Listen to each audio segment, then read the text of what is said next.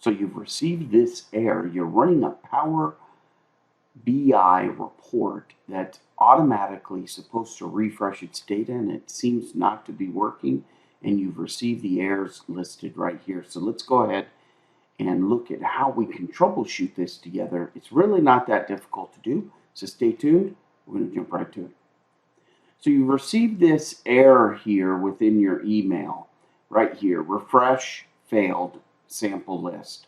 So what do you need to do? So the first thing you need to do is go ahead and let's go over to our Power BI workspace. So open up, click on the waffle here, right, the application launcher, and select Power BI. When you get into Power BI, go ahead and select the canister there, which of course is the sign for data.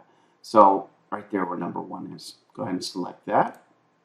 Once you've selected that, what's going to happen is you're going to pull into the list of all of your data sets. So make sure that you select here all. It should be selected by default. And again, remember, we've gone to the waffle, selected Power BI, selected this data container, and here we are.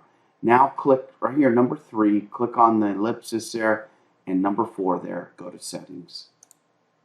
Once you're inside of settings, let's go ahead. You're going to see some errors here, and don't worry too much about this. That's okay, but you want to scroll down to where it says data source credentials. See number 1 there? And then you want to select number 2, edit those credentials. Once you've selected that, you're going to be presented with a list here. Now you're going to see your SharePoint site URL sitting right there, and it will probably default to these 2 settings. If not, you can set them there or adjust this setting how you see appropriate, and then hit sign in there, number 1. When you get to sign in, you're going to see your normal username. Now you may have multiple usernames as represented here, or you may need to add another account. But here, just sign in with your normal username there, number 1. Once you do that, you're going to put in your password, your dual factor, multi-factor authentication, whatever it is that you're running in your environment.